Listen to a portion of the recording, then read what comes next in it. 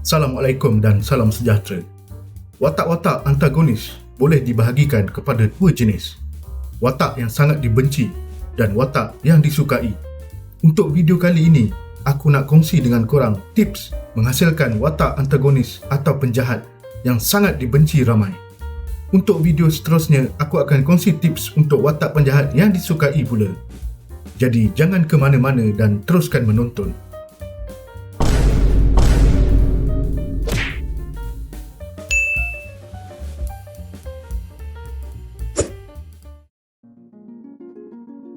Sebuah cerita thriller memerlukan seorang penjahat yang memberi kesan kepada pembaca dan penonton agar perjuangan watak utama menjadi lebih bermakna.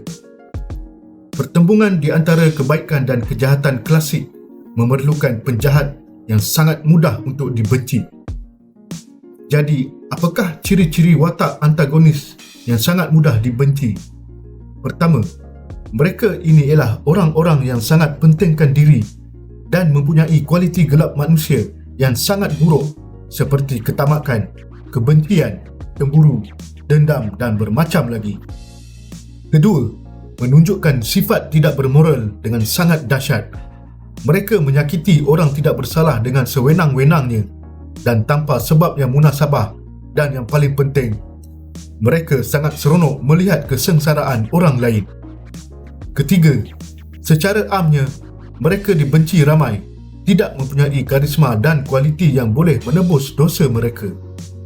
Keempat, mereka mempunyai kelebihan yang kurang adil ke atas watak protagonis atau hero.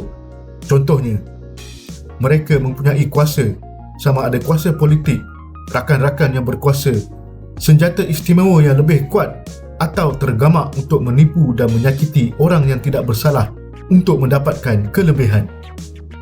Dan akhir sekali, mereka tidak mempunyai sejarah latar belakang yang kita boleh bersimpati yang akan mewajarkan perbuatan mereka. Mengapa kewujudan antagonis atau penjahat yang mudah dibenci berkesan dalam cerita? Pertama, pembaca dan penonton akan membenci watak-watak tersebut dan memberikan kesan terhadap cerita korang. Ini akan membuatkan mereka menyokong hero dengan lebih kuat.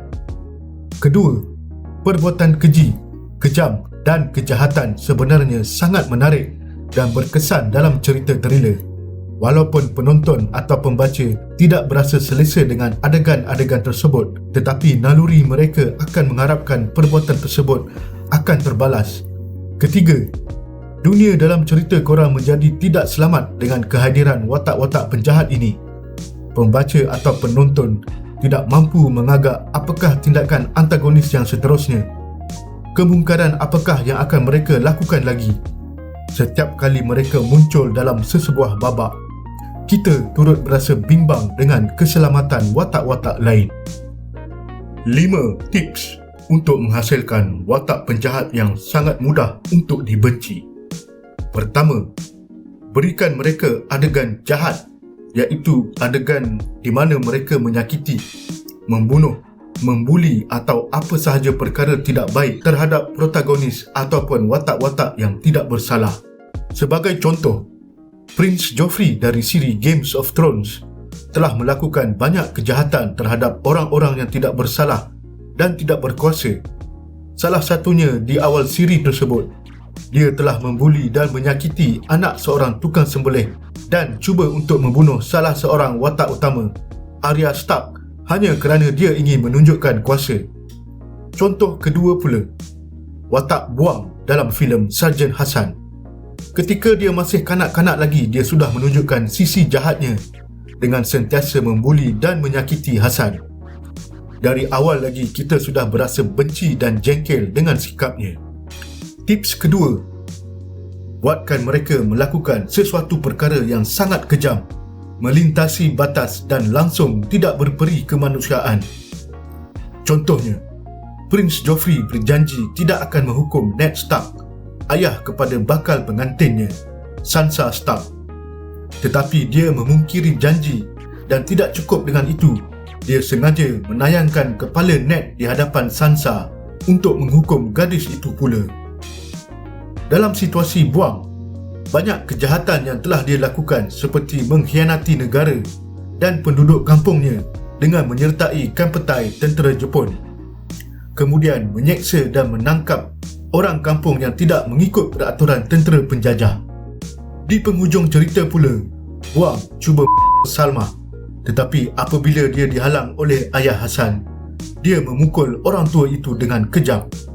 Tips ketiga, watak-watak ini tidak mempunyai karisma, berwatakan menarik atau seorang yang kelakar. Jika mereka mempunyai ciri-ciri ini, agak sukar bagi pembaca dan penonton untuk membenci mereka. Mereka perlu kelihatan menakutkan, menjijikkan, korup, menimbulkan rasa meluat yang melimpah-limpah di hati pembaca dan penonton. Tips keempat, berikan mereka kuasa yang mereka perolehi dengan tidak adil atau tidak berusaha dengan jujur. Dalam Games of Thrones, Joffrey mewarisi takhta kerajaan dari ayahnya apabila raja itu mati akibat kecederaan ketika memburu. Selepas itu, Joffrey menggunakan kuasanya untuk melakukan kekejaman dengan sewenang-wenangnya. Wang pula membelot bangsanya sendiri dengan menyertai kampetai Jepun dan diberikan pangkat tinggi. Sifat pentingkan diri dan pembulinya yang sudah sedia ada dalam jiwa menjadi semakin teruk. Tidak seperti Hasan dan Aziz yang sanggup bergadai nyawa menyertai Angkatan Tentera Melayu. Tips terakhir, berikan mereka balasan yang setimpal setelah mereka melakukan bermacam kejahatan dan kekejaman. Mereka patut diberikan hukuman berat yang setimpal dengan dosa mereka, sekaligus memberikan kepuasan kepada pembaca dan penonton. Prince Joffrey telah diracun ketika di hari perkahwinannya. Kematiannya sangat dahsyat dan menyakitkan. Seluruh tubuhnya terkejung-kejung dan darah mengalir dari mulut, hidung dan mata. Pengakhiran yang sangat menyeksakan itu sangat setimpal dengan dosa yang dia telah lakukan terhadap mangsa-mangsanya sebelum ini.